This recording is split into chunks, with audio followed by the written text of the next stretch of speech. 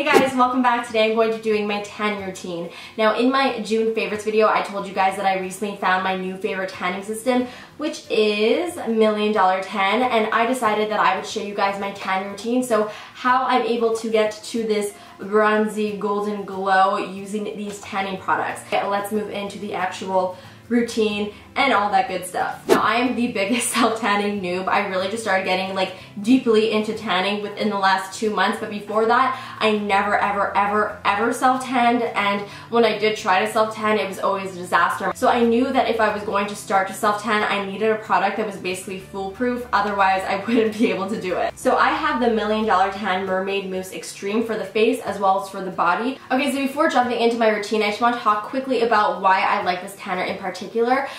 Firstly, I really like the color that it makes me. I find that it makes me a very natural looking tan color. Like this is basically the exact color that I get when I do tan naturally from the sun. And I also found that it was extremely easy to use because it does have a color guard.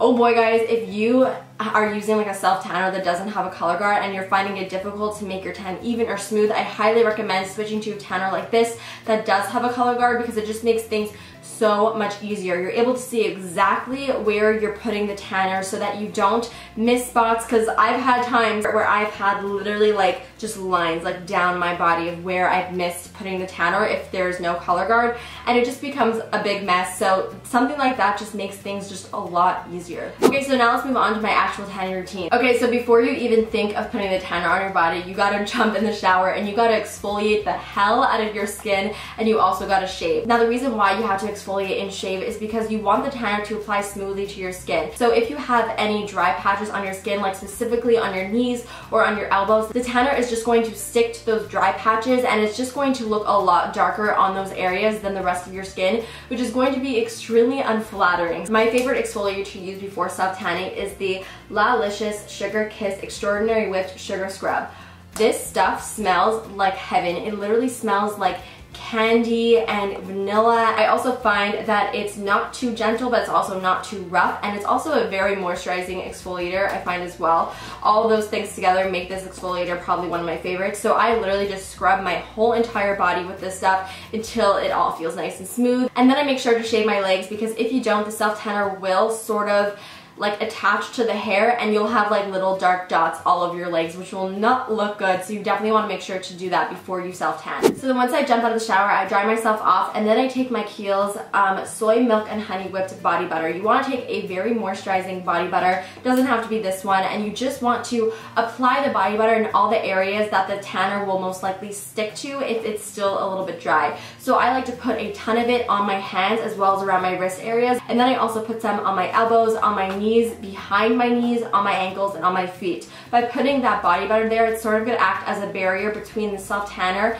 and your skin, and it's just going to allow the self-tanner to sort of smooth over it a little bit better, so that it doesn't stick to those areas. Okay, so now it's time to finally apply the tan once you have done all those preliminary steps. So I always like to start off my face for no particular reason. You really don't have to if you don't want to. It really doesn't make a difference. But what I like to do when I'm putting self-tanner on my face is I like to use the Sigma Angled Kabuki F84 brush. This is a dense synthetic kabuki brush, and using this type of brush to apply the self-tanner to my face just makes blending it into my skin so much easier, because you do have a lot of crevices in your face. It makes it a little bit more difficult when you do have to use a mitt. So basically what I like to do is I just like to put a pump at a time on the actual brush, and then I will start buffing it into my skin like I would like I'm applying foundation, and I just make sure to get every crevice around my face. You do not want to forget your ears, and you also want to go underneath your neck and underneath your chin, because I find that I forget this area sometimes, which could be a little bit of a mess. So you definitely want to make sure that you get every part of your face, and you also want to make sure that you're blending the tan into your hairline so that you don't have a halo of white around your face,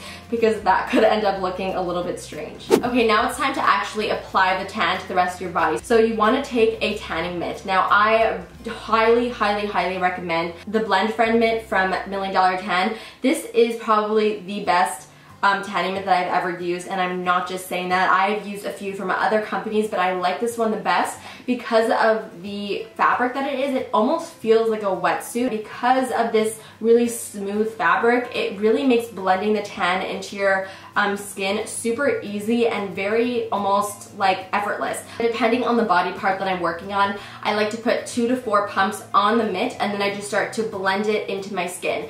Now the key to blending self-tanner into your skin is to constantly go in circular motions. I find it the easiest way to have everything really nice and blended rather than going like up and down like this. I find just by going in small circular motions like this, you're really gonna have everything nice and seamless and blended into the skin. It's very self-explanatory. All you really want to do is just massage the product into your skin, making sure that you're not missing any parts. So I would suggest doing this in front of a mirror so that you could see exactly what you're doing. So there is a problem area on the body that could be a little bit more difficult to reach, which is the back. Now you have 2 options. You can either get somebody to help you or you could just do it yourself. And I honestly have not had any problems doing it myself. You normally get everything covered. So honestly, just try and get a little flexible and you should be okay. So once you have your whole body covered in your self-tanner, then you gotta let it develop. Now this particular self-tanner develops within 6 to 8 hours, so I would suggest putting this on before you go to sleep. You may feel a little bit nervous going into your bed with the self-tanner on, but I'm telling you, it does not transfer whatsoever.